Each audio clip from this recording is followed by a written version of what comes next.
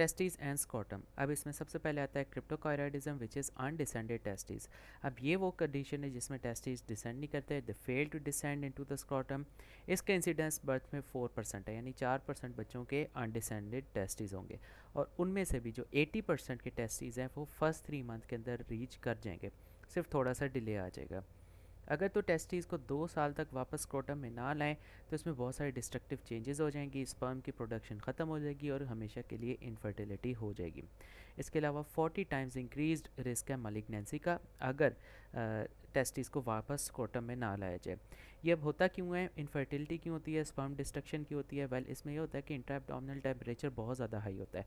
Testis जो होते हैं वो एब्डोमिन से हट के होते हैं जहाँ पर थोड़ा सा रिलेटिवली टेम्परेचर कम हो, सो इसीलिए टेस्टिस जो है वो एडजस्ट भी करते हैं। ठंड हो तो ऊपर चल जाते हैं, गर्मी हो तो नीचे लटक जाते हैं। सो ज़्यादा टेम्परेचर जो होगा वो इन स्पर्म्स को मार देगा। टाइप्स की बात करें तो एब्सेंट हो सकते हैं, इसमें टेस्टिस हैं ही नहीं, टेस्टिस ही नहीं बने तो उन्होंने क्या डिसेंड होना। सो टेस्टिस आर कंजेनिटली एब्सेंट या फिर एट्रोफिक। रिट्रैक्टिकल हो सकते हैं, इसमें क्या होगा, क्या सब कुछ होगा। टेस्टिस होंगे, वो मोबाइल भी होंगे, कोल्ड भी होंगे। थाई के ऊपर स्ट्रोक करेंगे तो टेस्टिस ना ऊपर की तरफ चल जाएंगे, डिसअपियर हो जाएंगे। इसी तरह स्क्रॉटम भी सही तरह डेवलप होगा और टेस्टिस को अगर खींच के ट्रैक्शन के ज़रिए वापस स्क्रॉटम के अंदर ले आए तो सब कुछ ठीक हो सकता है। इसे कहते हैं रिट्रैक्टाइल टाइप ऑफ क्रिप्टोकायरॉइडिज्म। अब ये नॉर्मल है और इसके अंदर कोई ट्रीटमेंट नहीं होती, फर्स्ट 3 मंथ्स ऑफ लाइफ के अंदर ये खुद ही वापस आ जाते हैं। Next is incompletely descended. अब अगर डिसेंड अरेस्ट हो गया है, ठीक है, टेस्टिस ने असल में क्या करते हैं, इंट्राएब्डोमिनली बनते हैं, फिर वो जो गिबरनैकुलम होता है वो उसे गाइड करता करता स्क्रॉटम के अंदर ले आता है और पीछे से सासस प्रोसेसस वेजिनालिस भी आ रहा होता है।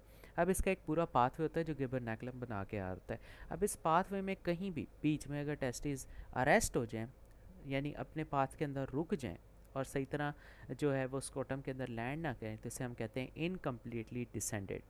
सो पाथ कहाँ से कहाँ तक हो सकता है, anywhere from abdomen to the inguinal canal to the superficial ring. हमें पता है जिस तरह एब्डोमेन से बाहर आते हैं, एब्डोमेन से नीचे चलते चलते डीप रिंग आता है, डीप रिंग से बाहर कैनाल में आते हैं, फिर सुपरफिशियल रिंग आता है, फिर उसके अंदर से थ्रू स्क्रोटम चले जाएंगे। इसके अलावा अगली टाइप है विच इज़ एक्टोपिक टेस्टिस। इसमें होगा क्या कि टेस्टिस एब्डोमेन से आएंगे, डीप रिंग को भी पार कर जाएंगे, कैनाल के अंदर भी आ जाएंगे, उसके बाद सुपरफिशियल रिंग से भी बाहर निकल जाएंगे। लेकिन अब होना क्या था, सुपरफिशियल रिंग से बाहर आने के बाद अब इन टेस्टिस को स्क्रोटम के अंदर आना था, लेकिन ये किसी और साइड के ऊपर जाएंगे, रास्ते से अगर भटक जाएंगे तो हम कहेंगे एक्टोपिक टेस्टिस।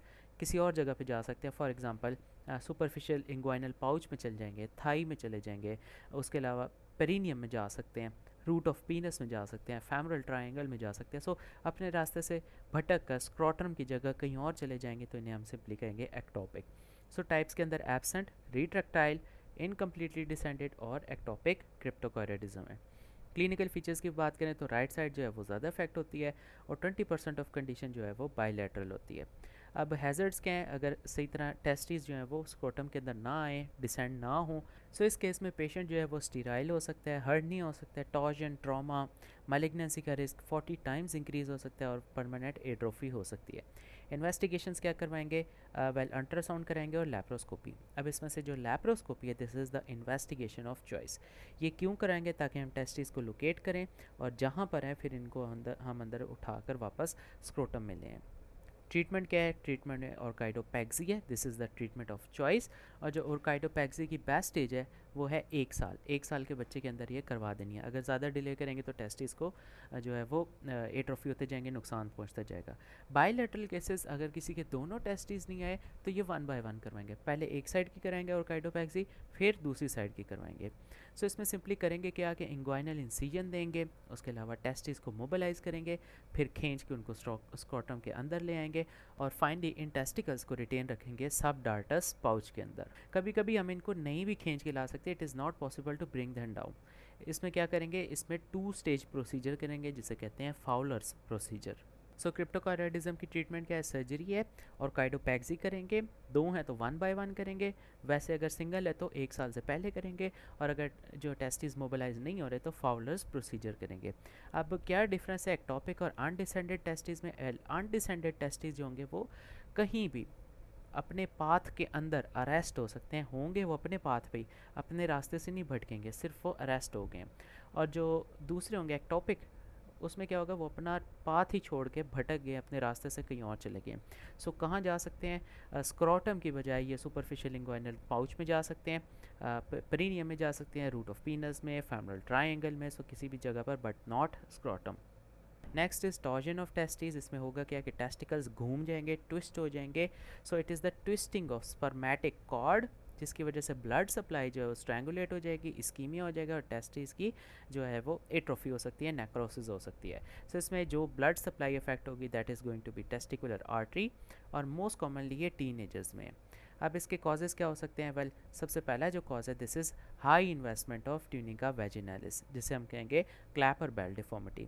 अब होता क्या है कि जो ट्यूनिका वेजिनालिस है वो टेस्टिस को कवर करती है साइडों से और आगे से, लेकिन पीछे से नहीं करती। हर साइड से करती है but not from the back. So इसी वजह से जो नॉर्मल टेस्टिकल होता है वो फिक्स्ड होता है और वो इस तरह घूम नहीं सकता। अगर तो ये ट्यूनिका वेजिनालिस कवर कर दे टेस्टिस को बैक साइड से भी, फ्रॉम होल साइड्स, एंटीरियर भी, साइडों से भी, बैक से भी, इस केस में बैक भी हो गई है, तो फिर क्या होगा, टेस्टिकल्स जो होंगे वो सस्पेंड हो जाएंगे ट्यूनिका के अंदर। अब जिस फैशन के अंदर ये सस्पेंड होंगे उसे कहेंगे क्लैपर इन अ बेल टाइप। वो जिस तरह मंदिर का घंटा होता है ना, और उसके अंदर वो जो लटक रहा होता है उसको कहते हैं क्लैपर, और वो साइड पे शेल होता है, खोल होता है, वो जिसमें जाकर वो लगता है, जो बीच में लटक रहा होता है, उसे कहते हैं बेल। सो क्लैपर इन अ बेल टाइप। सो एक कॉज ये होगी टॉर्जन ऑफ टेस्टिस की, यानी high investment of tunica vaginalis, ये बैक साइड के ऊपर भी आ जाती है। और दूसरी इसकी इंपॉर्टेंट कॉज है separation of epididymis from testis. Normally होता क्या है कि एपिडिडिमस जो होती है वो टेस्टिस से शुरू हो रही होती है, लेकिन फिर होता क्या है, एक लंबी सी मिजोरकियम आ जाती है। अब ये मिजोरकियम क्या है? Now this is the fold of peritoneum that attaches testis to the dorsal wall in foetus. ये बच्चों में होती है और फिर ये नहीं होनी चाहिए। तो ये मिजोरकियम बीच में आ जाती है एपिडिडिमस और टेस्टिस की, और ये सेपरेट हो जाते हैं, जिसकी वजह से क्या होता है, टेस्टिस घूम जाते हैं और टेस्टिकुलर टॉर्जन हो जाती है। अब जो टॉर्जन ऑफ टेस्टिस है ये बायलैटरल है, तो इसीलिए जब भी हमने ऑपरेशन करना है तो दोनों साइडों का करना है। अब क्लिनिकल फीचर्स क्या है? वेल, नॉर्मली ये 10 से 15 साल के बच्चों के अंदर होगी, और उन बच्चों के अंदर होगी जो स्ट्रेन बहुत ज़्यादा करते हैं, for example lifting heavy weight and etcetera etcetera. इसके अलावा ज़रूरी नहीं है कि स्ट्रेनिंग के साथ ही टेस्टिकुलर टॉर्जन हो, कभी कभी ये वैसे ही सोते हुए भी हो जाती है। So it may occur during sleep.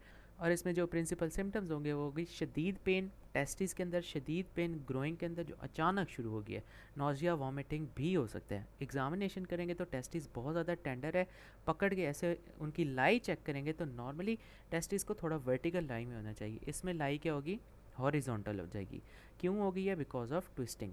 और जो कॉर्ड है, स्पर्मेटिक कॉर्ड, क्योंकि वो ट्विस्ट हो गई है, अब वो थोड़ी थिक हो जाएगी। सो अगर थिक कॉर्ड मिले, हॉरिजॉन्टल लाई मिले, टेस्टिस टेंडर हो, पेन हो टेस्टिस और ग्रोइन में, तो it is torsion of testis. अब इसका एक बड़ा इंपॉर्टेंट डिफरेंशियल आता है, दैट इज़ एपिडिडिमायोकार्डिटिस। अब इसमें होगा क्या कि एपिडिडिडमस और टेस्टिस इन दोनों की इन्फ्लेमेशन। सो हमने टॉर्जन को सेपरेट करना है इन्फ्लेमेशन के साथ। अब ये किस तरह कर सकते हैं? वेल, इसमें 3 ज़्यादा इंपॉर्टेंट पॉइंट्स है। पहली बात, जो टेस्टिकुलर टॉर्जन होगी उसकी पेशेंट की जो उम्र होगी वो 10 से 15 साल होगी, पेशेंट यंग होगा। लेकिन जो एपिडिडिमायोकार्डिटिस का पेशेंट होगा वो थोड़ा बड़ा होगा, उसकी उम्र 20 से 35 साल हो सकती है। सो पहली बात, टॉर्जन जो होगी बच्चों में होगी, एपिडिडिमायोकार्डिटिस जो होगी ओल्ड लोगों में होगी। इसके अलावा एक साइन होता है फ्रेंच साइन। अब इसमें होता क्या है कि जब टेस्टिस को हम उठाकर थोड़ा सा ऊपर करते हैं ना, एलिवेट करते हैं, तो पेन ठीक हो जाती है। और अगर टेस्टिस को एलिवेट करने से पेन ठीक हो जाए तो इसका मतलब दिस इज़ एपिडिडिमायोकार्डिटिस। और अगर पेन और ज़्यादा गंदी हो जाए तो इसका मतलब टेस्टिकुलर टॉर्जन है। और तीसरी बात, डिसयूरिया जो होता है वो एपिडिडिमायोकार्डिटिस के साथ होता है, लेकिन टॉर्जन के साथ नहीं होता। सो एपिडिडिमायोकार्डिटिस में क्या 3 फीचर्स आएंगे? ओल्ड एज यानी 20 से 35 साल, फ्रेंड्स पॉजिटिव साइन, टेस्टिस उठाने से पेन ठीक हो जाएगी, और डिसयूरिया। इसके अलावा अगर टॉर्जन टेस्टिस की बात करें तो इसमें यंग एज होगी 10 से 15 साल, फ्रेंच साइन नेगेटिव, टेस्टिस उठाएंगे तो और ज़्यादा पेन होगी, और there is no dysuria. So diagnosis जो है वो क्लिनिकल है, इन्वेस्टिगेशन वेल कंफर्म करने करा सकते हैं, ज़्यादा ज़्यादा डॉपलर अल्ट्रासाउंड करेंगे। डॉपलर का मतलब है कि जितना ब्लड फ्लो आर्टरीज वगैरह में जा रहा है उसको देखेंगे। सो अगर एब्सेंस ऑफ ब्लड फ्लो है तो इसका मतलब कि वो जगह ट्विस्ट हो गई है, वो जगह इस्कीमिया के अंदर है।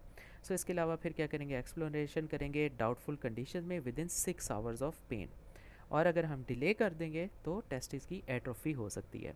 अब ट्रीटमेंट की बात करें, वह सबसे पहले पेशेंट की काउंसलिंग करेंगे, उसे बताएंगे तुम्हारे साथ हुआ क्या है, कंसेंट लेंगे और एक्सप्लोरेशन करेंगे। एक्सप्लोरेशन किस तरह करनी है? स्क्रॉटम में इंसिजन लगा देना है, फिर चेक करेंगे कि टेस्टीज़ अगर वाइबल हैं, पिंक कलर के हैं, अलाइव हैं, तो ठीक है, हम फर्दर इसको ट्रीट करेंगे। और अगर टेस्टीज़ डेड हैं, वाइबल नहीं है, तो फिर हम ऑर्काइडेक्टमी करेंगे, यानी टेस्टीज़ काट कर निकाल कर फेंक देंगे। अब चेक किस तरह करना है, अगर डाउटफुल सिचुएशन है, नहीं पता चल रहा है कि टेस्टिस वाइबल है या नहीं, तो हमने गॉज लेना है और उसको सलाइन के अंदर सोक कर देना है। और सलाइन थोड़ा सा वार्म रखेंगे जितना एक बॉडी टेम्परेचर होता है। So warm saline soaked gauze लेना है, उसके ऊपर टेस्टिस को रख देना है और 100% जो है ऑक्सीजन देनी है 5 से 10 मिनट के लिए। अगर तो टेस्टिस दोबारा पिंक हो गए तो इसका मतलब ये अलाइव है, हम इन्हें बचा लेंगे। अगर ब्लू ब्लैक है तो डेड है, तो फिर ऑर्काइडेक्टमी करेंगे, इन्हें काट कर फेंक देंगे। अगर तो वाइबल हैं तो फिर हम क्या करेंगे, टॉर्शन को अनट्विस्ट करेंगे और टेस्टिस को फिक्स कर देंगे between tunica albuginea and tunica vaginalis, और 3 जगहों से फिक्स करेंगे with the help of non absorbable proline sutures. So I again repeat, अगर तो टेस्टिस जो है वाइबल है तो उसको पकड़ के ट्यूनिका एल्बुजिनिया ट्यूनिका वेजिनालिस के बीच में फिक्स कर देंगे, 3 जगहों पे सूचर लगाएंगे, और सूचर्स जो होंगे वो नॉन एब्जॉर्बेबल प्रोलीन के सूचर्स होंगे, ताकि ये दोबारा जो है टेस्टिस ट्विस्ट ना करें। इसके अलावा क्योंकि टॉर्जन ऑफ टेस्टिस हमेशा बायलैटरल होता है, तो दूसरी टेस्टिस को भी हम पकड़कर एनाटॉमिकल पोजीशन में फिक्स करेंगे। Now the next topic is varicocele. Varico, V for varico, V for vein. So जो प्रॉब्लम होगा वो वीनस प्लेक्सिस के साथ होगा। कौन सा वीनस प्लेक्सिस? पेम्पिनिफॉर्म वीनस। अब वैरिकोसील में होगा क्या कि डायलिटेशन हो जाएगी पेम्पिनिफॉर्म वीनस प्लेक्सिस की, और जो स्क्रॉटम होगा वो इस तरह नज़र आएगा जिस तरह वर्म ऑफ बैग्स होता है। This is varicocele. अब इसका एक डिफरेंशियल है important, this is hydrocele. Hydrocele में क्या होता है, हाइड्रो मीन पानी, सो जो ट्यूनिका वेजिनालिस है उसके अंदर पानी भर जाता है। सो अगर बात करें वैरिकोसील की तो इसमें डायलिटेशन हुई है पेम्पिनिफॉर्म वीनस प्लेक्सिस की, और अगर इसकी एनाटॉमी देखें तो जो टेस्टिकुलर वेन्स होती हैं ये टेस्टिस को ड्रेन करती हैं और एपिडिडिमस को ड्रेन करती हैं। और जब ये टेस्टिस और एपिडिडिमस को ड्रेन कर रही होती हैं तो उस वक्त ये मल्टीपल वेन्स की फॉर्म में होती हैं, जिसे हम कहते हैं पेम्पिनिफॉर्म वीनस प्लेक्सिस। फिर जैसे जैसे ये ऊपर चलती जाती है ना, तो ये शॉर्ट होती जाती हैं, हाफ होती जाती हैं, अनटिल कि ये एक सिंगल टेस्टिकुलर वेन बना देती है। फॉर एग्जांपल, जब ये टेस्टिस और एपिडिडिमस को ड्रेन कर रही होती हैं तो ये मल्टीपल वेन्स बनाती हैं स्क्रोटम में। फिर जिस तरह जब ये इंग्वाइनल कैनाल में पहुंच जाती हैं तो 4 एक करीब रह जाती हैं, जब ये डीप रिंग में पहुंच जाती हैं तो फिर ये 2 रह जाती हैं, और फिर इसी तरह जब ये रीट्रोपेरिटोनियम चली जाती हैं तो फिर ये सिंगल टेस्टिकुलर वेन बनाती है। अब जो राइट टेस्टिकुलर वेन होती है वो डायरेक्ट इन्फीरियर वेना केवा में जाकर घुसती है और ड्रेन करती है, और जो लेफ़्ट टेस्टिकुलर वेन होती है वो रीनल वेन को ज्वाइन करती है, लेफ़्ट रीनल वेन को, और फिर ये इन्फीरियर वेना केवा में जाकर घुसती है। तो वैरिकोसील क्यों होता है? वेल, सबसे ज़्यादा ये लेफ़्ट साइड पे होता है। क्यों? क्योंकि लेफ़्ट साइड की जितनी टेस्टिकुलर वेन्स है वो रीनल वेन के थ्रू इन्फीरियर वेना केवा में जा रही हैं। सो ये 90 डिग्री का एंगल बनाती हैं। सो जितनी भी पैथोलॉजी है मोस्ट ऑफ द टाइम ये लेफ़्ट साइड से होती है। So varicocele is because of left testicular vein. अब क्या हो सकता है? कंजेनिटल एब्सेंस हो जाए वैल्व्स की, वेन के अंदर वैल्व्स होते हैं, वैल्व्स ना हो तो जितना भी सारा ब्लड है वो बैक फ्लो करेगा, वेन्स डायलेट हो जाएंगी, और जिसे हम कहेंगे वैरिकोसील। या फिर लेफ़्ट साइड का रीनल सेल कार्सिनोमा हो जाए। सो कार्सिनोमा क्या करेगा? रीनल वेन को ऑब्स्ट्रक्ट कर देगा। अब जब रीनल वेन ही ऑब्स्ट्रक्ट हो गई है तो उसके अंदर जो चीज़ जा रही थी which is left testicular artery, वो भी ऑब्स्ट्रक्ट हो गई है और इसमें पुलिंग अप हो गई है, और जितना भी पेम्पिनिफॉर्म वेनस प्लेक्सिस है वो अब डायलेट हो गया है, which is varicocele. So clinical features में क्या होगा? ड्रैगिंग डिस्कम्फर्ट होगी, उसके अलावा अफेक्टेड साइड का जो स्क्रॉटम होगा वो और नीचे लो हो जाएगी, क्योंकि वहाँ पर कलेक्शन हो गया, सारा ब्लड इकट्ठा हो गया, उसकी और ज़्यादा जो है वो मास बढ़ गया। सो अफेक्टेड साइड का जो स्क्रॉटम होगा वो नीचे हैंग करने लग जाएगा, और पैल्पेशन जब करेंगे तो bag of worms like feel आएगी, ऐसे लगेगा कि बैग है उसके अंदर कीड़े ढेर सारे बढ़े हैं। सो लॉन्ग स्टैंडिंग केसेस में क्या होगा कि जो टेस्टिस होंगे टाइम के साथ साथ ये एट्रोफी करते जाएंगे और पेशेंट जो है इनफर्टाइल होता जाएगा। ग्रेड्स की बात करें तो इसमें ग्रेड 1, 2 और ग्रेड 3 है। अब ग्रेड 1 में वैसे नहीं कुछ नज़र आ रहा होगा, ये माइल्ड सा है, वैसे हमें कोई इस तरह वर्म ऑफ बैग या कुछ भी नहीं नज़र आओ। पेशेंट कहेंगे वल्साल्वा करो, अपने नाक मुंह बंद करके ऐसे ज़ोर लगाओ, इससे क्या होगा कि सारी वीनस इंगॉचमेंट हो जाएगी। सो उसके बाद जब पेशेंट वल्साल्वा कर होगा फिर हम पालपेट करेंगे तो हमें जो है पालपेट हो जाएंगे बैग ऑफ वर्म्स। सो इस केस में जब वल्साल्वा करने के बाद पैल्पेबल नहीं है तो हम कहेंगे ग्रेड 1। इसी तरह जब हम पेशेंट कहेंगे खड़े हो जाओ, तो जब वो खड़े होगा तो उसकी सारी वेंस का जो ब्लड होगा वो नीचे की तरफ आ जाएगा। सो इसी तरह ये वीनस इंगॉजमेंट हो जाएंगी। सो ग्रेड 2 में क्या होगा? जैसे ही पेशेंट खड़ा होगा तो वो डायलेट कर जाएंगी, बैग ऑफ वर्म अपीयरेंस आएगी। और ग्रेड 3 में वो कुछ ना भी करे तो विजिबल है, साफ नज़र आ रहा है। ग्रेड 3 का मतलब है हालत बहुत ज़्यादा बिगड़ गई है। ग्रेड 1 का मतलब है कि माइल्ड सा है, सिर्फ वल्सालवा या ज़ोर लगाने पर या स्ट्रेन करने पर जब वीनस इंगॉजमेंट होती है तब ही पैल्पेबल होता है। इन्वेस्टिगेशन क्या कराएंगे, अल्ट्रासाउंड स्कॉटम का कराएंगे और सीमन एनालिसिस कराएंगे ताकि हम चेक करें कि इनफर्टाइल तो नहीं हो गया हमारा पेशेंट। और ट्रीटमेंट में क्या करेंगे, एसिम्प्टोमेटिक है, कोई ट्रीटमेंट नहीं है। हाँ, सर्जरी उस केस में कर सकते हैं जहाँ पर पेन है, इनफर्टिलिटी को रोकना है, या फिर जिस तरह आर्म्ड फोर्सेस की रिक्वायरमेंट होती है कि बंदा उन्हें ऊपर से नीचे लेकर उस जगह से बेहतर चाहिए जहाँ पे कोई भी नहीं देखता। सो ये आर्म फोर्स की भी रिक्वायरमेंट हो सकती है, पेन भी हो सकती है, इनफर्टिलिटी। सो इन सारे केसेस में सर्जरी करेंगे। अब सर्जरी में दो ऑप्शंस हैं, हाई लाइगेशन भी कर सकते हैं और लो लाइगेशन भी कर सकते हैं। लैप्रोस्कोपिक भी कर सकते हैं और ओपन भी कर सकते हैं।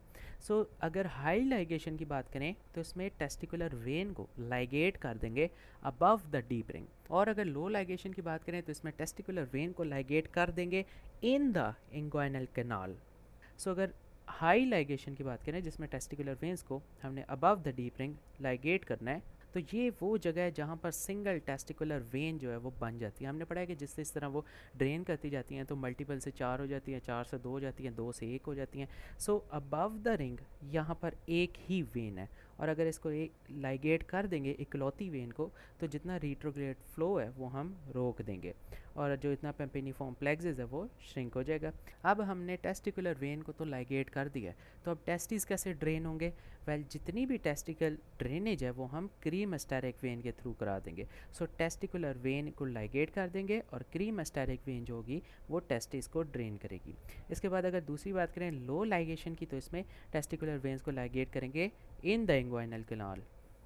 अब जब लो लाइगेशन करेंगे ना तो इसके साथ रीअकरेंस बहुत है, क्योंकि हमने पढ़ा है कि जिस तरह टेस्टिकुलर वेन्स ऊपर जाती जाती हैं ये हाफ ऑफ होती जाती हैं, 4 से 2, 2 से 1। सो लो लाइगेशन के लेवल पर मल्टीपल टेस्टिकुलर वेन्स होती हैं। सो हम अगर एक को लाइगेट कर देंगे तो दूसरी के थ्रू जो है वो दोबारा इंगॉजमेंट हो जाएगी। सो हाई लाइगेशन जो है वो ज़्यादा बेहतर है, लो लाइगेशन के अंदर रीअकरेंस का बहुत ज़्यादा चांस है। ये तो थी लाइगेशंस। और अगर प्रोसीजर ऑफ चॉइस की बात करें तो हम करेंगे embolize. So it is embolization of testicular vein under radiological guidance.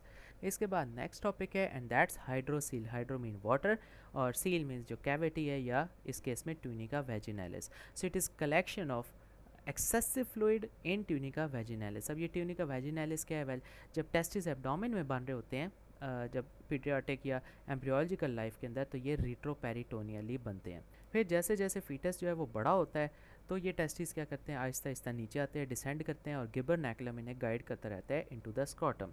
और ये टेस्टिस आहिस्ता आहिस्ता उस पाथ को फॉलो करते हुए स्क्रॉटम के अंदर आ जाते हैं और फिक्स हो जाते हैं।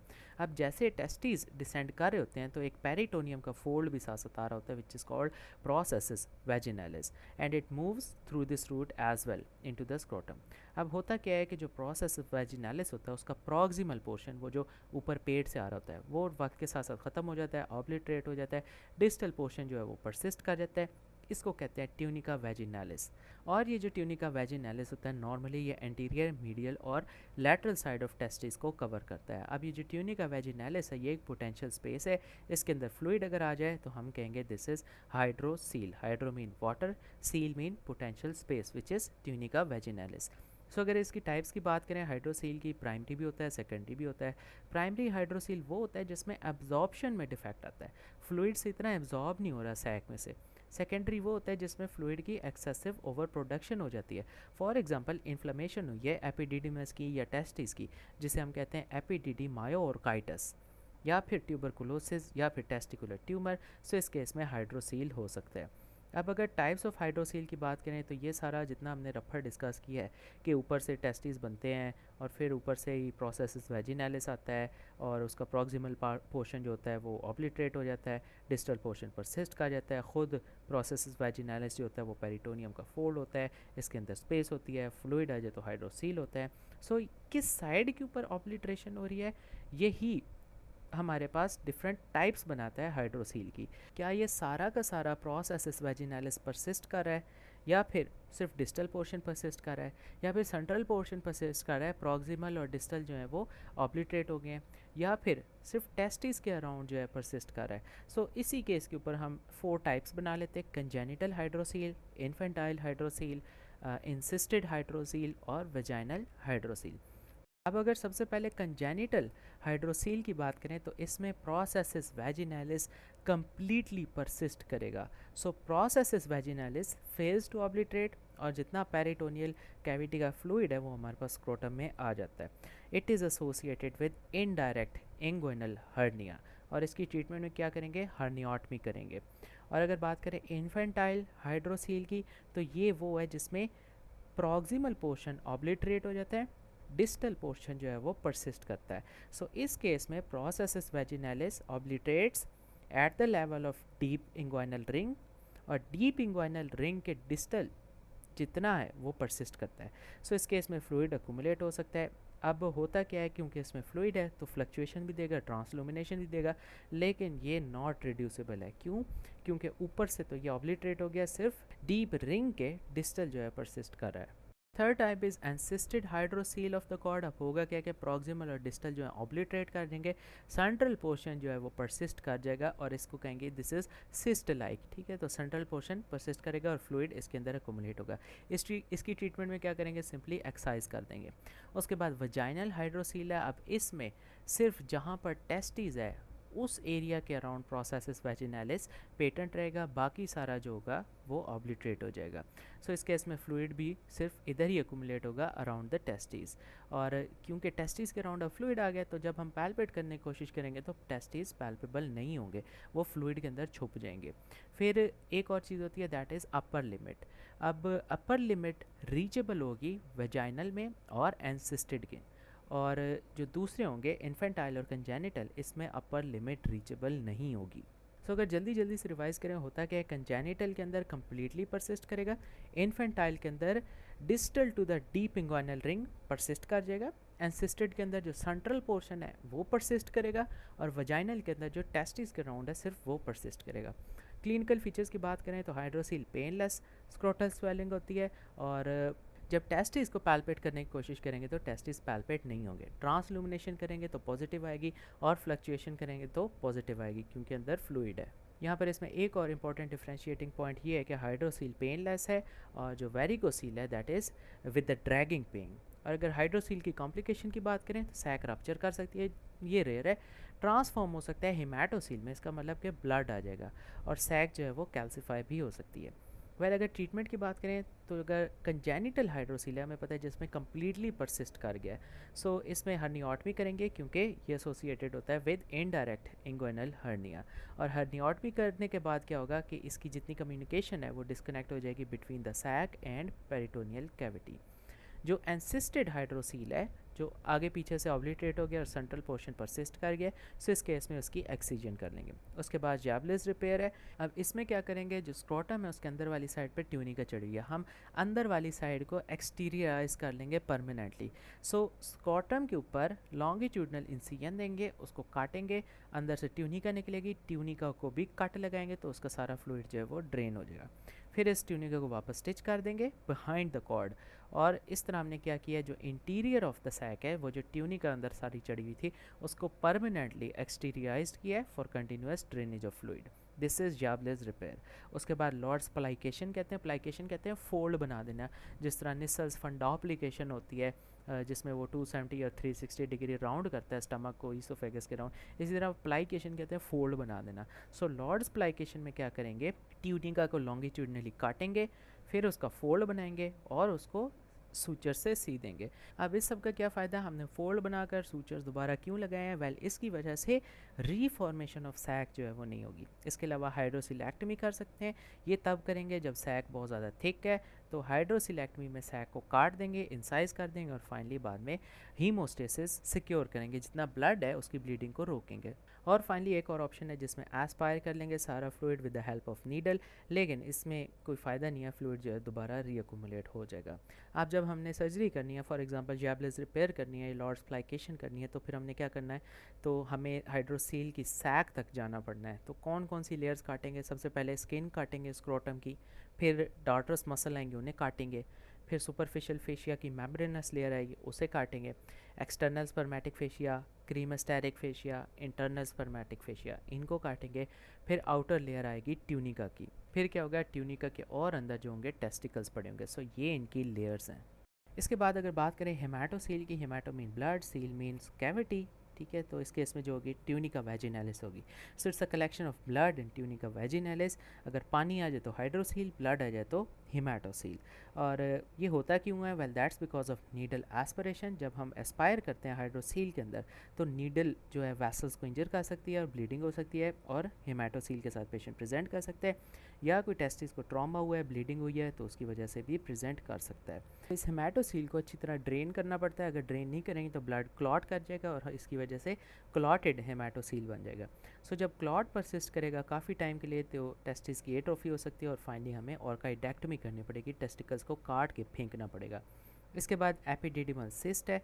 वेल ये क्या है, इसमें हमारे पास bunch of grape like appearance आती है। दीज आर सिस्ट, और सिस्ट क्या है, फ्लूइड फिल्ड स्वेलिंग्स हैं जो कि एपिडिडिमस के ऊपर हैं। ये कॉमन है और ये रिप्रेजेंट करती हैं cystic D generation of epididymis. Multiple हैं, इसीलिए हम कहते हैं कि they give a feel of tiny bunch of grapes like feeling. अब ये जितनी सिस्ट हैं ये सारी टेंस हैं, इनके अंदर क्लियर फ्लूइड है, एसिम्प्टोमेटिक हैं तो उन्हें वैसे ही छोड़ देंगे, कोई फ़ायदा नहीं। और अगर डिसकम्फर्ट कर रही हैं तो फिर इन्हें एक्सरसाइज करेंगे। लेकिन जब एक्सरसाइज करेंगे तो फिर स्पर्म की ट्रांसपोर्टेशन के साथ थोड़ा मसला हो जाएगा क्योंकि हमने एपिडिडिमस को इसमें छेड़ा है। सो अगर इन सिस्ट को हम एस्पायर करने की कोशिश करें तो यूजलेस है। पहली बात ये खुद मल्टीपल है, दूसरी बात ये मल्टी लॉकुलर है, इनमें लॉकुलेशंस हुई पड़ी हैं, डिफरेंट कंपार्टमेंट्स बने पड़े हैं। So it's useless to aspire these cyst. उसके बाद आता है स्पर्मेटोसील। अब ये क्या है, इट इज़ अ यूनिलॉकुलर, एक इसमें कंपार्टमेंट है, इसमें कोई लॉकुलेशंस नहीं है। रिटेंशन सिस्ट है जो कहाँ से डिराइव हुई है, एपिडिडिमस से हुई है। और एपिडिडिमस में भी कौन सा पार्ट, स्पर्म कंडक्टिंग मैकेनिज्म वाले पोर्शन से हुई है। सो लॉन्ग स्टोरी शॉर्ट, स्पर्मेटोसील जो है वो रिटेंशन सिस्ट है फ्रॉम द एपिडिडिमस। इस सिस्ट की और डिटेल की बात करें तो इसमें फ्लूइड होगा जो कि रिजेंबल करेगा वाटर को, इसमें स्पर्मेटोजोआ होंगे, यूनिलॉकुलर है, कोई इसके अंदर लॉकुलेशन नहीं है, and it is situated behind and above the testis. और हम इसको ऑफन डिस्क्राइब करते हैं as third testicle. Small cyst को इग्नोर कर देंगे, जो बड़ी वाली है उन्हें एस्पायर कर लेंगे या फिर एक्सरसाइज कर लेंगे। उसके बाद आता है इडियोपैथिक स्क्रोटल एडिमा। अब इडियोपैथिक है हमें नहीं पता, बस वैसे स्क्रोटम जो है वो सूज गए हैं। सो इट इज़ अ कंडीशन जिसमें स्क्रोटम जो है स्वेल कर जाएंगे, रेड हो जाएंगे, लेकिन इसमें कोई पेन नहीं होगी, कोई टेंडरनेस नहीं होगी। और जो स्वेलिंग है, एडिमा है जो स्क्रोटम का, वो एक्सटेंड कर सकता है ग्रोइन तक, पेरिनियम तक या फिर पीनस तक। 4 से 12 साल के लोगों के अंदर ये बहुत ज़्यादा कॉमन है। और होता क्यों है, इडियोपैथिक है, वेल अगर फिर भी कोई जस्टिफिकेशन देनी हो तो हम कह सकते हैं कि ये एलर्जिक फिनोमिना की वजह से और ख़ुद ब खुद जो है ठीक हो सकती है। इसके बाद बात करें एपिडिडिमायोऑर्काइटिस, तो इसे हम कहेंगे this is inflammation of epididymis and inflammation of testicles. So epididymoorchitis, epididymis भी आ रही है और ऑर्काइटिस टेस्टिकल्स की इन्फ्लामेशन भी आ रही है। कॉजेज़ क्या हो सकते हैं, वेल यूटीआई अगर जितने भी यूरिनरी ट्रैक इन्फेक्शन है वो वास्ट डेफरस से होती होती एपिडिडिमस तक चल जाए और एपिडिडिमस के बाद वो टेस्टिकल्स को इन्वॉल्व कर दे तो यूटीआई की वजह से एपिडिडिमायोऑर्काइटिस हो सकती है। प्राइमरी इन्फेक्शन कहाँ पर हो सकती है, यूरिथ्रा, प्रोस्टेट और सेमिनल वेजिकल्स में। इसके अलावा इंस्ट्रूमेंटेशन, इसके बाद भी एपिडिडिमायोऑर्काइटिस हो सकता है। कैथेटराइजेशन क्लेमीडिया की वजह से हो सकता है। वायरल में मम्प्स आ सकते हैं और मम्प्स के साथ हमारे पास टेस्टिकुलर एट्रोफी होती है। सो मम्प्स का जो क्लासिकल ट्राइड होता है वो होता है aseptic meningitis, parotitis and orchitis. So इस केस में एपिडिडिमायोऑर्काइटिस। इसके अलावा क्लिनिकल फीचर्स क्या हो सकते हैं, वेल सिम्टम्स हो सकते हैं यूटीआई के, ग्रॉइन में पेन हो सकती है, एपिडिडिमस और टेस्टिस जो हैं पेनफुल, टेंडर और सोलन हो सकते हैं, स्क्रोटल स्किन एडिमेटस हो सकती है, रेड कलर की हो सकती है, and it adheres to epididymis. Treatment क्या है, स्क्रोटम को सपोर्ट करेंगे, एंटीबायोटिक्स सिप्रोफ्लॉक्सासिन या डॉक्सीसाइक्लिन देंगे अगर क्लेमीडिया है तो इसके अलावा और एनाल्जेसिक्स देख सकते हैं। स्क्रोटन में अगर कोई एब्सेस आ गया तो उसको इंसाइज करेंगे और ड्रेन करेंगे। इसके बाद एक क्रॉनिक एपिडिडिमायोऑर्काइटिस होता है और ये जेंटोयूरिनरी टीबी की वजह से होता है। इसके बाद अगर बात करें टेस्टिकुलर ट्यूमर्स की तो ये यंग मैन में होते हैं जिनकी एज 20 से 40 ईयर्स की होती है। और ये किस तरह प्रेजेंट करते हैं, painless unilateral mass in the scrotum. और मेजॉरिटी जितने भी ट्यूमर्स होते हैं वो मलिग्नेंट होते हैं। और जितने भी कैंसर्स हैं उनमें से most curable of all cancers are the testicular tumours और इनका excellent long term cure rate है। अब अगर कॉजेज़ की बात करें टेस्टिकुलर ट्यूमर क्यों होगा, वेल सबसे पहले अनडिसेंडेड टेस्टिस, हमने पढ़ा था कि अनडिसेंडेड टेस्टिस के अंदर रिस्क जो होता है वो 40 टाइम्स इंक्रीज़ हो जाता है। तो इसमें क्या करेंगे, ऑर्काइडोपैक्सी करेंगे, टेस्टिस नीचे आ जाएंगे, but it does not reduce the risk. लेकिन हमारे पास हेल्प कर सकता है, फैसिलिटेट कर सकता है अर्ली डायग्नोसिस और अर्ली रिमूवल में। इसके अलावा किलाइन फ़िल्टर के अंदर टेस्टिकुलर ट्यूमर बहुत ज़्यादा होता है, पॉजिटिव फैमिली हिस्ट्री के अंदर हो सकता है, और जो बंदे इनफर्टाइल है उनके अंदर भी टेस्टिकुलर ट्यूमर हो सकता है। अब टेस्टिकुलर ट्यूमर को क्लासीफाई करें तो 3 मेन कैटेगरीज बनती है, जर्म सेल, सेक्स कॉर्ड और मिसलेनियस ट्यूमर, ये जिन्हें हम स्ट्रोमल ट्यूमर्स कहें। सो अगर सबसे पहले जर्म सेल ट्यूमर की बात करें तो 90% ऑफ टाइम जो टेस्टिकुलर ट्यूमर होते हैं वो जर्म सेल ट्यूमर्स होते हैं। इनमें सेमिनोमा हो सकते हैं और नॉन सेमिनोमा हो सकते हैं। सो सेमिनोमा में तो वही आ जाएंगे एनाप्लास्टिक, क्लासिकल या फिर स्पर्मेटोसाइटिक सेमिनोमाज आ सकते हैं। और अगर नॉन सेमिनोमा की बात करें तो इसमें टेराटोमा आ सकते हैं, यॉर्क सैक ट्यूमर, कोरियोकार्सिनोमा या फिर एम्ब्रियोनल कार्सिनोमा।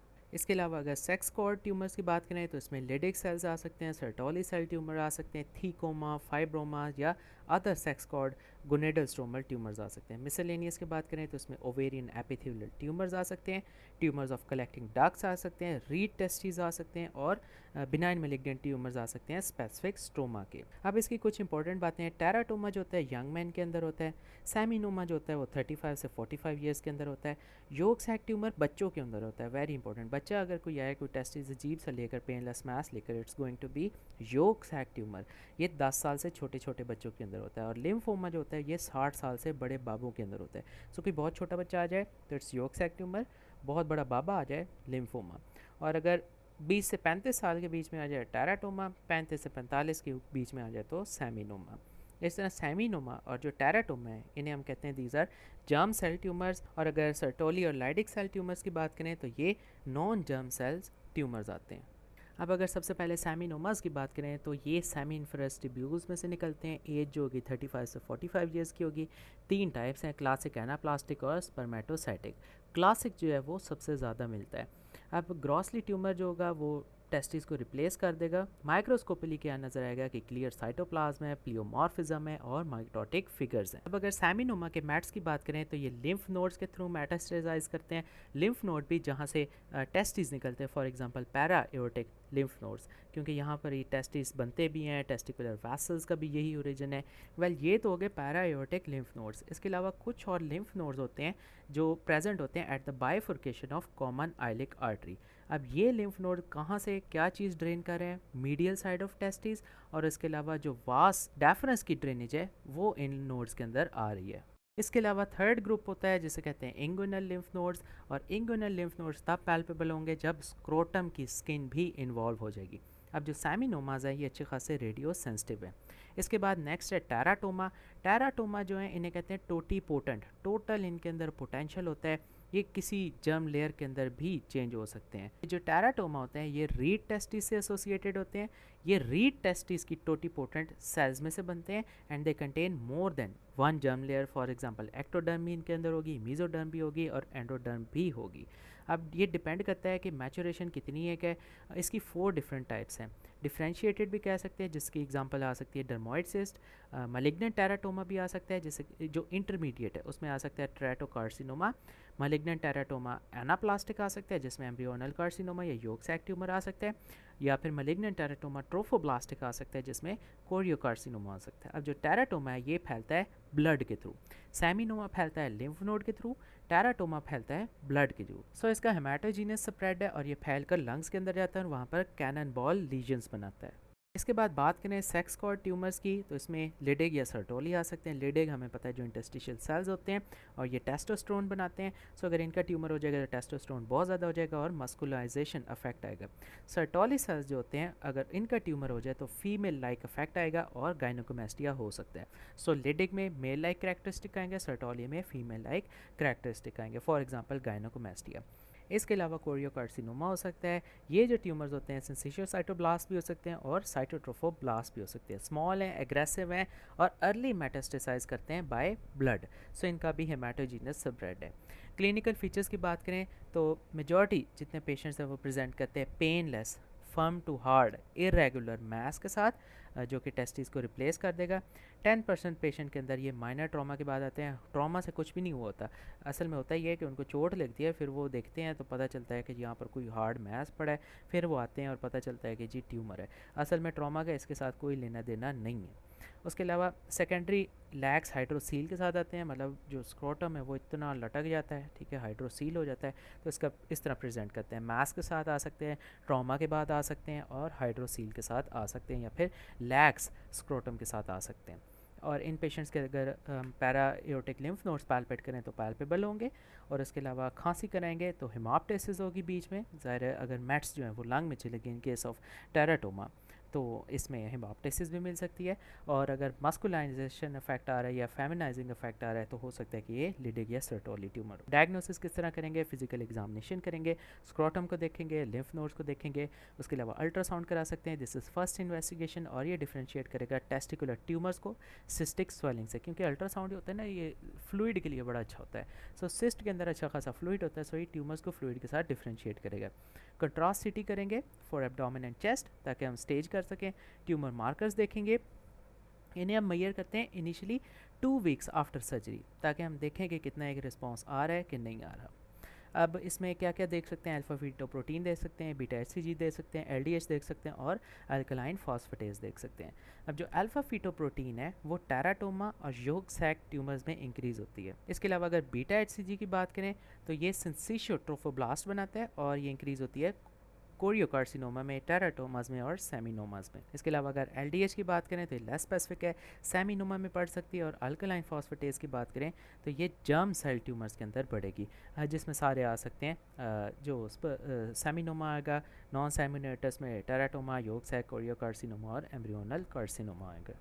और एक इम्पॉर्टेंट बात, अब इसमें एफएनएसी या कोई और बायोप्सी जो स्क्रोटम अप्रोच के ज़रिए करें वो कंट्रा इंडिकेटेड है, कभी भी नहीं करनी, क्योंकि जब हम करने की कोशिश करेंगे तो ट्यूमर की सीडिंग हो जाएगी इनटू द स्किन। सो कभी भी अगर सस्पेक्ट कर रहे हो तो एफएनएसी या कोई और बायोप्सी थ्रू स्क्रोटल अप्रोच नहीं करनी, इट इज़ कंट्रा इंडिकेटेड। ट्रीटमेंट की बात करें तो इसमें रेडिकल और काइडेक्टमी कर सकते हैं, और रेडिकल का मतलब है कि इसमें हमने हर चीज़ को उखेड़ देना है, और काइडेक्टमी तो हो गया ना, टेस्टिस उड़ा देने हैं। सो ये किस तरह करेंगे? इंग्वाइनल अप्रोच के थ्रू करेंगे। इसमें करेंगे क्या कि इंग्वाइनल कैनाल को ओपन करेंगे, जो कॉर्ड है स्पर्मेटिक कॉर्ड उसके ऊपर सॉफ्ट क्लैंप लगा देंगे और टेस्टिस को डिलीवर कर लेंगे। बाद में क्या करेंगे? एंड ब्लॉक इसकी रिमूवल करेंगे, विद साथ क्या क्या उड़ाते जाएंगे? ट्यूना एल्बुजिनिया भी उड़ा देंगे, स्पर्मेटिक कॉर्ड भी उड़ा देंगे। इसके अलावा अगर डायग्नोसिस जो है वो अनसर्टन है तो हम क्या करेंगे? टेस्टिकुलर बायोप्सी कर लेंगे और उसको हिस्टोपैथोलॉजी के लिए भेज देंगे, क्विक फ्रोज़न सेक्शन। सो हिस्टोपैथोलॉजिकल क्विक फ्रोज़न सेक्शन के लिए भेज देंगे। ऑर्गन स्पेयरिंग सर्जरी कर सकते हैं स्पेशल केसेस में, जब बायलैटरल ट्यूमर हो या एक ही टेस्टिस हो और उसी के ऊपर ही ट्यूमर हो, तो फिर क्या करेंगे? Organ sparing. अब बायलैटरल टेस्टिस है, दोनों टेस्टिस तो उड़ाने से रहे, और अगर एक ही टेस्टिस है तो फिर कुछ ना कुछ तो हमें बचाना ही पड़ेगा। सो इस केस में ऑर्गन स्पेयरिंग सर्जरी करेंगे। इसके अलावा कॉस्मेटिक इफेक्ट के लिए हम क्या कर सकते हैं? टेस्टिकुलर प्रोस्थेसिस जो है सर्जरी के बाद अंदर डाल सकते हैं। और सर्जरी से पहले अगर कोई यंग बंदा है वो कह रहा है कि मेरे तो अभी कोई बेटे ही नहीं हुए, कोई औलाद ही नहीं हुई, तो हम उसकी स्पर्म बैंकिंग कर सकते हैं। उसके स्पर्म जो है वो पकड़ कर स्टोर कर देंगे और बाद में उसकी बायलैटरल और काइडेक्टमी कर देंगे। अब अगर TNM स्टेजिंग की बात करें तो हम इसमें T, N और M देख सकते हैं। TX का मतलब है कि कैन नॉट बी असेस्ड, हो ही नहीं सकता, या तो उस बंदे के टेस्टिंग ही नहीं है या हमारे पास मशीन नहीं है, कुछ भी नहीं है, तो हो नहीं सकता, can not be assessed. T0 का मतलब है हमने असेस किया लेकिन हमें कोई ट्यूमर नहीं मिला। TIS का मतलब है इंसिट्यू या फिर इंट्रा एपिथेलियल नियोप्लेजिया, जो टेस्टिकुलर कैंसर है, ट्यूमर है, वो उसने अभी बेसमेंट मेम्ब्रेन को इन्वेड नहीं किया। T1 का मतलब है कि ट्यूमर जो है लिमिटेड है to the testis and epididymis, इससे बाहर नहीं गया, टेस्टिस और एपिडिडिमस के अंदर है। T2 का मतलब है कि ट्यूमर ने इन्वेड कर दिया है वैसल्स को या लिम्फेटिक्स को या ट्यूनिका वैजिनालिस को। So there is invasion of vessels, lymphatics and tunica vaginalis. T3 का मतलब है कि ट्यूमर ने इन्वेड कर दिया स्पर्मेटिक कॉर्ड को। इसके बाद T4 आता है, इसका मतलब ट्यूमर ने इन्वेड कर दिया स्क्रोटम को। N0 का मतलब है कि कोई रीजनल लिम्फ नोड नहीं मिला। N1 का मतलब है कि लिम्फ नोड मिले और उनका साइज़ जो है वो 2 सेंटीमीटर से छोटा है। N2 का मतलब है कि लिम्फ नोड्स का साइज़ 2 से लेकर 5 सेंटीमीटर के बीच बीच में है। N3 का मतलब है कि साइज़ जो है वो 5 सेंटीमीटर से ज़्यादा है। M0 का मतलब है there is no mats. M1A का मतलब है कि नॉन रीजनल लिम्फ नोड्स मिले हैं या फिर लंग्स में मैट्स मिले। नॉन रीजनल लिम्फ नोड का क्या मतलब, कोई और lymph node except paraaortic lymph node, except lymph node at the bifurcation of common iliac arteries या फिर इंग्वाइनल लिम्फ नोड, ये जो हैं ये रीजनल लिम्फ नोड है। इसके अलावा कोई और मिल जाते हैं, सर्वाइकल मिल जाते हैं, एक्सिलरी मिल जाते हैं, तो इन्हें हम कहते हैं these are non regional lymph node. So अगर नॉन रीजनल लिम्फ नोड मिल जाए या लंग्स के अंदर मैट्स मिल जाए, दिस इज़ M1A। और M1B का मतलब जो पूरी और जगह कहीं और मैट्स आ गए हैं, पूरी बॉडी में कहीं और, दिस इज़ M1B।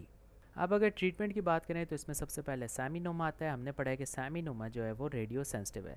75% केसेस में सैमिनोमा जो होता है वो टेस्टिस के अंदर लिमिटेड ही होता है और ऑर्काइडेक्टमी अलोन कर दें तो इनफ होती है। और जो 25% केसेस होते हैं उनके अंदर लिम्फ नोड्स की इन्वॉल्वमेंट होती है और मैट्स होती हैं।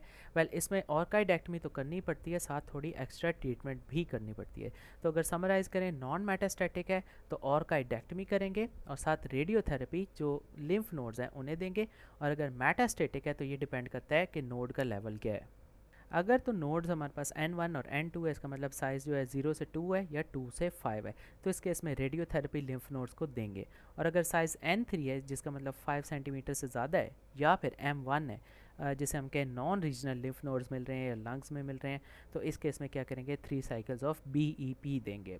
अब BEP क्या है, ब्लियोमाइसिन, एटोपिसाइड और सिस्प्लैटिन। और अगर हमने कीमोथेरेपी दी है और उसके बाद फिर भी लिम्फ नोड का मास जो है वो प्रेजेंट है, तो फिर हम क्या करेंगे, RPLND which is retroperitoneal lymph node dissection. फिर इन लिम्फ नोड को निकालेंगे और हिस्टोपैथोलॉजी के लिए भेज देंगे। अगर तो ट्यूमर मिलता है तो फिर हम फर्दर सैल्वेज कीमोथेरेपी करेंगे। तो ये तो बात की हमने सैमिनोमा की जो कि रेडियो सेंसिटिव है। हमें पता है कि जो जर्म सेल ट्यूमर्स हैं उनमें सैमिनोमा आते हैं और नॉन सैमिनोमा। सो अगर हम बात करें जर्म सेल ट्यूमर्स की जो कि नॉन सैमिनोमा है, जिन्हें फॉर एग्जांपल टेराटोमास कहते हैं, तो ये इतने कोई रेडियो सेंसिटिव नहीं है। इनके लिए कीमोथेरेपी जो है वो बेस्ट इलाज है और इनका जो रिजल्ट्स हैं वो भी कोई इतने अच्छे नहीं हैं। सो सैमिनोमा का प्रोग्नोसिस जो है वो अच्छा है। सो जो नॉन सैमिनोमा जर्म सेल ट्यूमर्स हैं वो मैट्स के फॉर्म में भी हो सकते हैं और नॉन मेटास्टैटिक भी हो सकते हैं। अगर तो नॉन मेटास्टैटिक की बात करें तो पहले हम सिंपली ऑर्काइडेक्टमी करेंगे, टेस्टिस को रिमूव करेंगे, फिर 2 साइकिल्स देंगे low dose BEP, bleomycin, etoposide और सिस्प्लैटिन। और ये कीमोथेरेपी देने के बाद हम सर्वेलेंस करेंगे कि दोबारा कोई रियकर तो नहीं हुआ।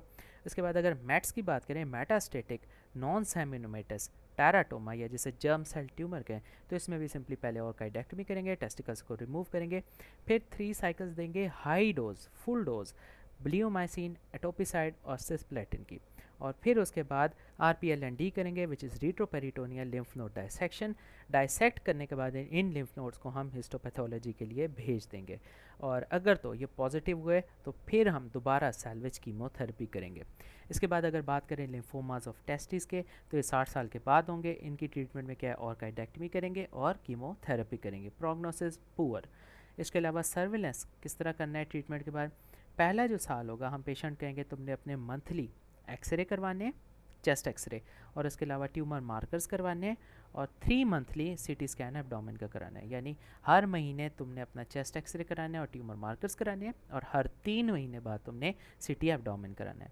1 साल गुजर जाएगा, दूसरा साल हो जाएगा उसको सर्जरी को, फिर हम कहेंगे कि तुमने हर 2 महीने बाद अपने चेस्ट एक्सरे कराने हैं। हमने मंथली को चेंज कर दिया 2 मंथली के बाद, ठीक है। सो हर 2 महीने बाद अपने चेस्ट एक्सरे और ट्यूमर मार्कर्स कराने हैं, और हर साल के बाद CT एब्डोमेन कराना है। यानी जो 3 मंथली हमने उसका CT एब्डोमेन करना था वो अब हम ईयरली करेंगे। फिर अगर उसकी सर्जरी को 3 से 5 साल गुजर गया तो हम कहेंगे तुमने हर 3 महीने बाद अपना चेस्ट एक्सरे और मार्कर्स कराने हैं, CT एब्डोमेन की कोई ज़रूरत नहीं। और अगर 10 साल गुजर गए हैं, 5 से 10 साल, तो हम कहेंगे तुमने हर साल बस अपना चेस्ट एक्सरे और मार्कर्स कराने हैं। प्रोग्नोसिस की बात करें, सैमिनोमा जो कि रेडियो सेंसिटिव है, इसके रिजल्ट्स जो हैं वो एक्सीलेंट है। 90% जो है इसका 5 ईयर सर्वाइवल है। अब अगर नॉन सैमिनोमा जर्म सेल ट्यूमर्स की बात करें, फॉर एग्जांपल टेराटोमास, तो इसका रिजल्ट कोई इतना अच्छा नहीं है, लेकिन फिर भी एक्सेप्टेबल है। अराउंड 80% 5 ईयर सर्वाइवल है, उसका 90% और नॉन सेमिनोमेटस का 80%। अब हीमाचूरिया की अगर कॉजेज़ की बात करें, हीमाचूरिया होता क्या है, it is the presence of blood in the urine, urine में ब्लड आ गया, दिस इज़ हीमाचूरिया। अब ये जो हीमाचूरिया ये माइक्रोस्कोपिक भी हो सकता है, मैक्रोस्कोपिक भी हो सकता है। माइक्रोस्कोपिक सिर्फ हम माइक्रोस्कोप में देख सकते हैं, आई से नहीं देख सकते, अगर ग्रॉस है तो ये मैक्रोस्कोपिक है। माइक्रोस्कोपिक हीमाचूरिया में 3 से 5 आरबीसीज नज़र आएंगे हाई पावर फील्ड में। अब हीमाचूरिया की अन्य कॉजेज़ है, रीनल के अंदर ट्यूमर हो सकते हैं, infection, inflammation, stone, trauma, renal cyst, AV fistula या कोई ग्लोमेरुलर नेफ्राइटिस वगैरह हो सकते हैं। यूरिटर के अंदर ट्यूमर, स्टोन्स हो सकते हैं। ब्लैडर के अंदर भी ट्यूमर, इन्फेक्शन, इन्फ्लेमेशन, स्टोन हो सकते हैं। प्रोस्टेट के अंदर कार्सिनोमा हो सकता है। उसके अलावा कोई प्रोसीजर की हो, for example trans urethral resection of prostate की हो, यूरिथ्रा में इन्फेक्शन, इन्फ्लामेशन, इसमें भी जो है वो हेमाचूरिया हो सकता है। आयाट्रोजेनिक है, कोई कैथेटर वगैरह डाला है, कोई फिस्टूला बन गया है, ब्लड ब्लीडिंग हो गई है, इस केस में भी हेमाचूरिया हो सकता है। डायवर्टिकुलाइटिस, फिस्टूले, कोई एडजेसेंट ऑर्गन्स में ट्यूमर्स हैं वो इनको रोड कर सकते हैं। सो इन सारे केसेस के अंदर जो है हेमाचूरिया हो सकता है। सिस्टेमिक कॉजेज़ है, ब्लीडिंग डिसऑर्डर्स है, प्लेटलेट वाले हैं, हीमोफीलिया के हैं, इसके अलावा इन सारे कॉजेज़ के अंदर जो है हेमाचूरिया हो सकता है। इन्वेस्टिगेशन मैनेजमेंट क्या करेंगे, वाली एक डेंजरस वार्निंग साइन है, और अगर बुढ़े बापे हैं, कोई ओल्ड पेशेंट है, तो इसका मतलब है मलिग्नेंसी अनटिल प्रूवन अदरवाइज। और पेनलेस हेमाचूरिया तो हमेशा ही मलिग्नेंसी ही होता है। तो इसमें सबसे पहले क्या कराएंगे, यूरिन एनालिसिस कराएंगे और कल्चर कराएंगे ताकि हम कंफर्म करें कि हेमाचूरिया है कि नहीं। फिर डिस्टिंग्विश करेंगे कि इन्फेक्शन तो नहीं है। सो उसके लिए हम सिंपली जो है वो ब्लड इन्वेस्टिगेशंस करवा लेंगे, जिसमें सीबीसी है, रीनल्स है, लिवर फंक्शनिंग है, ल्यूकोसाइटोसिस वगैरह होगी तो इन्फेक्शन है। फिर हम डिस्टिंग्विश करेंगे कि उसने कोई रेडिश बीट जूस तो नहीं पी लिया, बीट रूट का जूस तो नहीं पी लिया, कोई anti tuberculous drug for example rifampicin तो नहीं खा ली, जिसकी वजह से यूरिन का डिस्कलरेशन वगैरह हो गई हो या कलर चेंज हो गया। इन कॉजेज़ को भी रूल आउट किया है। सो इन्फेक्शन को रूल आउट किया और कलरेशन वगैरह को रूल आउट किया। और फिर क्या करेंगे, यूरिन साइटोलॉजी वगैरह कराएंगे, जिसमें हम मिड मॉर्निंग यूरिन का सैंपल लेंगे और कैंसर सेल्स के लिए देखेंगे। इसके बाद जितने ब्लीडिंग और कोएगुलेशन डिसऑर्डर्स हैं उनको भी रूल आउट करेंगे। प्लेटलेट्स, एपीटीटी, पीटी, ये सारे टेस्ट जो है करा लेंगे। फिर फाइनली जो है वो सीटी स्कैन कराएंगे रीनल ट्रैक्ट का। अब हमने कहा सीटी स्कैन, ये जो सीटी स्कैन है ये गोल्ड स्टैंडर्ड इमेजिंग मॉडलिटी है। इसके अलावा अल्ट्रासाउंड भी रीनल ट्रैक्ट का करा सकते हैं। और अगर फिर भी कुछ नहीं पता चल रहा है तो फ्लेक्सिबल सिस्टोस्कोपी करेंगे अंडर लोकल एनेस्थीसिया, और फिर हम ब्लैडर के अंदर घुस कर देखेंगे कि हो क्या रहा है, अंदर कोई ट्यूमर है, कोई स्टोन है, कोई इन्फेक्शन है। और अगर इसको और ऊपर तक ले जाएं, यूरिटर में भी जा सकता है, यूटेरोस्कोपी भी हो सकती है, किडनीज तक भी जा सकता है। तो सारे ट्रैक को हम देख लेंगे। फिर ट्रीटमेंट जो है वो अकॉर्डिंग टू कॉज करेंगे।